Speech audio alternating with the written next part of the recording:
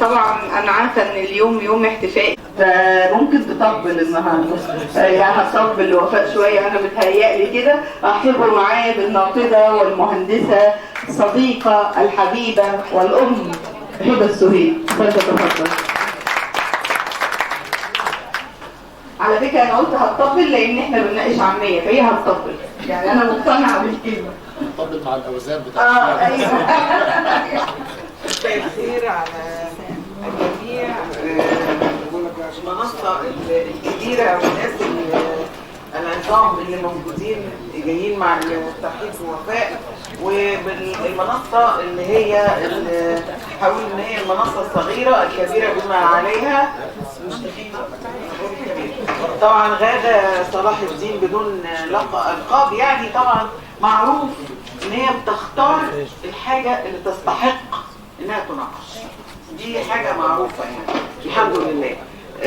بالنسبة لي انا حضرتك دكتور احمد وفى وكفى، وانا عادة ما بناقش شعر خالص نهائي، فده استثناء بسيط جدا كده لوفاء. وفاء لما اجي اتكلم عليها مش هعرف اقول زي ما غادة قالت، لان وفاء دي بالنسبة لي ابنة، اخت، صديقة، جدعة، شهمة، حبوبة. معنى ان وفاء موجودة لو هي مش متنكدة، ده معناه ان احنا هنبقى قاعدين بنهزر ونضحك وتطفي علينا اشراق من جميع النواحي. انما لو متنكدة تنكد على مصر وضواحيها والمحافظات والبلاد المجاورة كلها. العفو حبيبتي، العفو. حاجة صغيرة وحاجة كبيرة بنسى تماما انا بتكلم عن مين، لا علاقه ليا بهذا الموضوع على وجه الاطلاق. انا زي ما قال رولان فارت، مش هقول موت الكاتب لان دي تفويل، الكاتب سابه خلاص، هو انتقل ليد من يقرا وله ان يفسره كما يحب. القارئ المثقف غير القارئ العادي، وصلته ايه الحاجات اللي وصلته فهو فهمها على قد ما يفهم. طيب عنوان القصيده المعنيه اللي هو مكان اللي هو اسم الكتاب، فانا هناقش المشاعر الحاد فقط، اللي هو القصيدة اللي هي باسم الديوان. طبعا الدكتور احمد تفضل مشكورا جدا بان هو بيتكلم عن حاف، وفعلا اول ما احنا هنقول حاف عموما كمصريين او كحد تاني هيقول ايه؟ الرغيف. هو الرغيف هو ايه اللي بيتاكل حاف غير الرغيف؟ فلما يكون الرغيف ده حاف يعني لا عليه غموس فعلا ولا اي حاجة بالمرة زي ما هو حضرتك تفضلت، فده معناه ان المشاعر او الرغيف ده لا تشوفه شيء، ما فيهوش غموس خالص نهائي. وهي القصيدة دي هي سمتها، وده اسم الديوان هو نفسه. طبعا العنوان فيه غرابة، والغرابة لان انا هو استخدم استعارة مكنية مطلقة وخلت من ملائمات المشبه به والمشبه، مشاعر حاد. طيب القصيدة عموما هي بتتكلم في المطلق عن مشاعر صادقة لم تشوفها شائبة. بتقول، انا همسك بيت واتكلم عليه كما فهمت. بتقول ايه؟ انا عشت بدور جوه وشوش الخلق عليك. في الاول انا عايزه اقول ان وفاء فعلا في الديوان ده ما عندهاش لا زخرف ولا تكلف، هي بتتكلم باللي بتلاقيه وبينزل، مش الجمل بتاعتها بتقراها بسلاسة بدون ما هي تبقى عايزة تعمل الروية هنا والقافية هنا والكلمة دي ترد على دي، فما فيهاش اي نوع من التكلف. فبتقول ايه؟ انا عشت بدور جوه وشوش الخلق عليك. بتقول عشت، العشت دي هي عيش الحياة بكل تفاصيلها المعاشة. بدور، التدوير يعني بحث. طيب لكن بالبنية بتفيد البحث اللي مالوش لا اول ولا اخر، دي دايرة.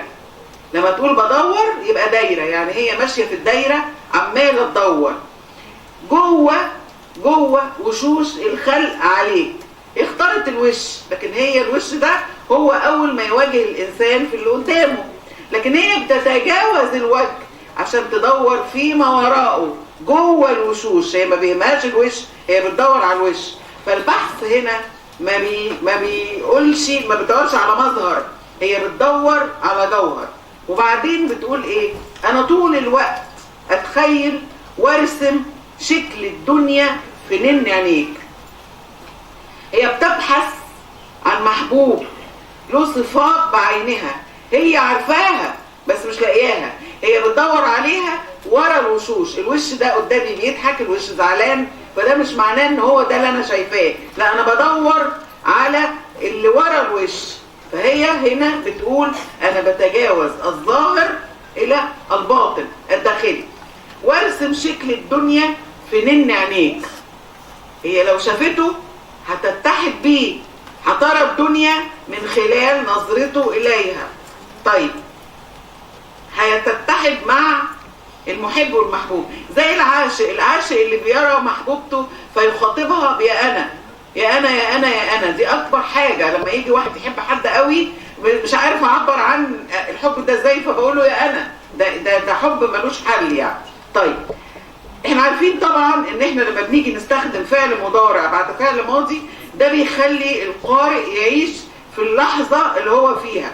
فهي عملت ايه؟ كتبت عشت اللي فات وانتقلت منه لفعل مضارع، اتخيل وارسم، عشان اللي بيقرا الكلام ده يبقى حاسس بالوضع العام اللي هو فيه. وقالت ايه بقى؟ انا شفتك جوه الحلم خيال، فارس خيال. هي شافت المحبوب في الحلم. المحبوب ما يزال حلما وخيالا بصفاته التي تبغيها، وده تفصيل اللي اجملته السرديه في الابيات السابقه. فارس وخيال، الصفتين دول ممكن تخلينا نقول ان هم بيشيروا بمعنى واحد ومتقارب، لا ده من باب التأكيد. لكننا نرى ان الخيال هنا هو المتدرب المعتاد على ركوب الخيل، الماهر في التعاطي مع الخيل، المتمكن منه. فهي صفة للقدرة على التحكم في الخيل. ليه بقى؟ مش هتكلم اي كلام قبيح، انا هنا محترمة جدا، ممكن بره اقول لك بقى. اما الفارس فالمقصود به هنا ايه؟ صفات الفروسية المعنوية، رجولة، نجدة، كرامة، عزة، غوثا للملهوف ونجدة للمظلوم، كلها صفات معنوية واخلاقية. وهي طبعا هنا استخدمت جناس غير تام بين خيالا وخيالا، ده محسن لفظ. بعدين تكمل القصيدة بقى بتقول ايه؟ شادد في لجام الصبر وبيني وبينه بحور وجبال. المحبوب هو نفسه صبره شديد جدا في بحثه عن المحب، ما هي بتدور على واحد معين. استخدمت مرة تانية استعارة مكنية مطلقة، شبهت الصبر بالفرس، حذفت المشبه به وأتت بقرين عليه وهو اللجام، وأيضا خلت من ملائمات المشبه والمشبه به. شد اللجام بمعنى تحكمه في الصبر، هو صابر قوي بحيث لا ينفذ ولا يجري في مسارب لا يريدها من اليأس والقنوط. ما هو المحبوب، هي هنا بتتكلم في المطلق، محبوب ومحبوبة، هو بيدور في حتة وهي بتدور برضه في نفس الحكاية. هيتقابلوا امتى؟ الله أعلم، هما اتقابلوا. وشد اللجام بمعنى تحكمه في الصبر. طيب استخدام اسم الفاعل شادد يفيد ثبات الشد ومطابقة الكلام للواقع وتحققه. قالت ايه بقى؟ وبيني وبينه بحور وجبال. طبعا دي انا عارفه صيغه خبريه تصف الواقع وغرضها اظهار التحذر. البحار عشان تدل على اتساع المسافات، والجبال صعوبه انها توصل لارتقاء الجبال، العمليه صعبه جدا، مش عارفه هم اتقابلوا ازاي بعد كده. فجمعت بين في المقطم عندي لا احنا هضطر بقى اتكلم بقى الخيال بقى والا ادبي بقى. بص هي عماله تقول شكل ازاي؟ اللهم تقبلك يا روح. معنى الضبط الشعري يا استاذه. ماشي. فجمعت بين بعد المسافه وصعوبه الطريق. احنا هنلاحظ هنا التقديم بيني وبينه. البين اصبح علامه ووصف لا يفارق الحال. البين في اللغه بيكون فرقه ويكون وصلا حسب السياق. يعني البين اللي هي بتبقى ايه؟ فرقه، وبتبقى وصل برضه حسب السياق فيما كتب. فحملت الكلمه فرقه واقعه واملا في الوصل الذي اتى لاحقا في الموطن. ثم قالت ووجودك جوه حياتي اكيد كان صعب محال. الحلم ازاي اصبح واقع وتجسد اشخاص ومواقع؟ لما حد يقرا ده يقول ان هي ايه؟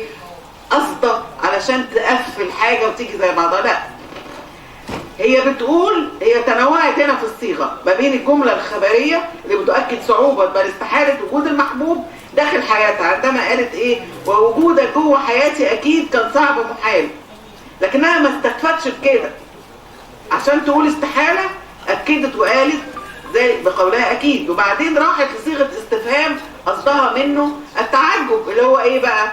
الحلم ازاي اصبح واقع؟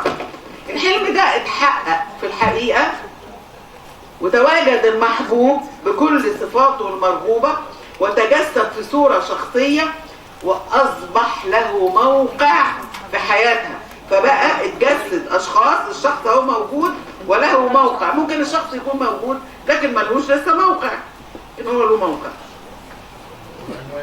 وله عنوان وله لوكيشن. وطبعا هنا في جناس ولا يفوتنا الجناس في واقع ومواقع. اتى بقى قالت بقى صورة شعرية فائقة الجمال عجبتني جدا، بتقول ايه؟ والامل اتسرسب من طاقة اصبح متشاف.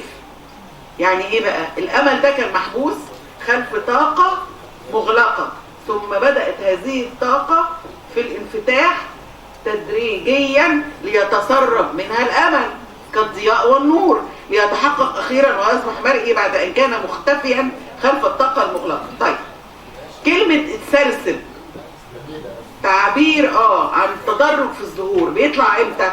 بتستخدم للماء، اتسرسب دي للماء، استخدمتها للامل اللي بدأ يتحقق شوية شوية رويدا رويدا. دي استعارة تمثيلية تشبيه بالماء الصنبور اللي بيتسرسب وبين الامل اللي بيخرج من الطاقة تدريجيا. كلمة اتسرسب حتى بمبناها وصوتها صوت الماء الذي يخرج ضعيفا وهو من باب مقابلة الألفاظ بما يشاكل أصواتها من الأحداث، وبعدين تكرار حرف السين وهو حرف ضعيف يحاكي حال الماء الضعيف، ثم تنتقل إلى نتيجة تحقق الأمل المستحيل فتقول والقلب تشجع وتطمن ما بقاش خواف لأن النور ظهر، بدأ يظهر فبدأت تشوف، كل ما النور يطلع حبة حبة بدأت تشوف فالقلب تشجع وما بقاش خواف. هنا بتستخدم الحذف، القلب اللي كان خائف تشجع وكان قلقا اطمأن ولم يعد شديد الخوف، ثم تجيب على سؤال محذوف كيف تحقق هذا المستحيل بمجهودك وتخطيطك؟ فتكون الإجابة أنها معجزة من قوة علوية. فبتقول إيه؟ وكأنك دعوة أب زمان خاف على بنته جواه شالها من بعد ما فرق بينهم موت اداك أمر تخف مشالها. جميلة. هنا الإجابة تقول لا أعرف، لكن ما حدث يشبه أن يكون استجابة الله لدعوة أب كان خايف على بنته، دعا الله قبل موته أن ييسر لابنته من يحمل عنها مشاكل الحياة. استجاب ربنا لهذه الدعوة، سخر الأقدار ليقوم المحبوب إبراهيم بهذه المهمة، والأقدار لا ترد فهي كالأوامر الواجبة النفاذ، فما حدث لم يكن بيد المحبوب ولا المحب بل بتسخير من الله، وما قدره الله لا رد له. إلى هنا كان يمكن أن تنتهي القصيدة، فقد استنفذت بنيتها كل الرسائل وعاش القارئ في أحداثها بوجدانه متنقلا بين الحدائق بقى والبساتين والحزن والسرور، الاستعراض حزن وفرح، لكن الشاعرة قررت أن تضيف أبيات خرجت من العقل ولم تخرج من العاطفة والمشاعر اللي هم ركيزتا الشعر وأداة الشعر. خرجت بذلك القصيدة من العام للخاص. كانت القصيدة تمثل محبوب ومحبوبة بصفة عامة، لكن بهذه الأبيات اللي جاية للأسف ظهرت لغة تقريرية وظهرت فيها تكلف وصنعة. بتقول إيه بقى؟ مسكتتش بقى، أنا واحدة الستر وراحة البال حلم حياتها وكل أملها، بالعشق هتوصل أعلى مكان تسكن روحها ويرتاح بالها، أنا الواحدة الحب قدر وحده يحييها ويعدل أحوالها. خلصت النقد. الحتة دي في الآخر جت، كان لازم نقفل عند الحتة اللي في الآخر وكانت تبقى حلوة قوي وجميلة، لكن أنا بقى كهبة مش بقى دعوة بالنقد، أنا حبيت الأبيات دي قوي بقى، الشاعرة هنا بتتكلم بصوت عالي، بتعلن بقى عن كل ما احب بقى. انا لسه هقعد اتفلسف فوق وشفت جوه وبره وعملت قصص كتيره بقى ودورت وخيال وبحور وبلاد. لا بقى انا كنت عايزه كذا وعايزه كذا وعايزه كذا. انا انثى، فالانثى في الاخر طالبه ايه؟ طالبه الستر وطالبه حاجات كتير قوي. انا عايزه الحب غيرني، انا مش عارفه ايه كلام من ده. الحاجات دي هي انثى وتطلبت حاجات وصلت لطلبته. عقبال كل الاناث يا رب وزغروطه حلوه.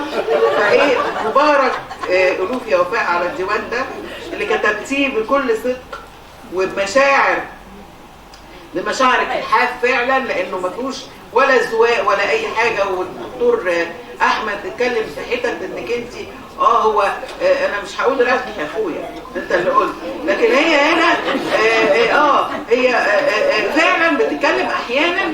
هي دي وفاء في العاده، هي دي وفاء اللي بتقعد معانا، وهي دي وفاء اللي بتتكلم. هي اطلاقا لم تتكلم اطلاقا كل حاجه، وهي شاعره. انا بقول شاعره عظيمه لانها هوى، وهي قاعده كده تلاقيها جابت مفردات واتكلمت في حاجات كتير وبسرعه ونقت الفاظ ويطلع الكلام من قلبها. ساعات بتبهدل طبعا اللي قدامها، بتمسح بكرامه البلاط عادي، انما هي فعلا ممتازه جدا. وانا على الصعيد الخاص انا بحبها جدا، واظن انا ولا كنت اشكيفه ولا ده انا قمر. قلت حاجه بقى النهارده انا هم كان بيت الاخرانيين بس كانوا قاصديني بقى، مش ماشي لو ما طبلتش. ماشي عفوا. يلا شكرا للجميع. النقاد ليهم الثانية هشيلها في الشنطة. هي انا ما بسميهاش اطلاله نقديه لهبه السويد، لان يعني هبه فيها من وفاء برضه كتير. لازم تضحكك وهي على المنصه، ولازم تقول لك الموضوع كله بابتسامه وبفكاهه وبخفه دم غير معهوده. الحقيقه انا محظوظه بالاثنين اصدقائي جدا جدا جدا. واحده انا دخلت بيتها وبيتها هو بيتي، وواحده جت الوحيده اللي دخلت بيتي وباتت عندي هي وفاء علي. طبعا خفه الدم باينه كمان في الديوان. يعني في قصيده اسمها احضان مسروقه، وفاء بتقول فيها ايه؟ انا حاسه كاني في حلم جميل وعيونك شغلتها عينيا، مش عايزه لحبك تاني دليل، شبكت ايديك ويا ايديا، اسال عن حبي وحات وزويل. وحات ده اللي هو طريق الواحات اللي بتمشي فيه، معرفش كانت رايحه فين. احضان مسروقه في عز الليل لازم تقولي كل حاجه في طريق القايه الكونيه، وان يوم فكرت تجيب لي بديل، في ثواني مشاعري هتصبح سن وهتغرق فيه انت وهي. ادي وفاء عادي. طيب قبل ما نسمع المداخله النقديه الاخيره، في شهاده لازم نسمعها من قيمه ابداعيه كبيره. الليله الجميله اللي ما نكونش غنوه في الرحله الطويله، احنا يا مشكينا من يوم ما تنسينا، لو نروح هيجينا كل ما اتمنينا.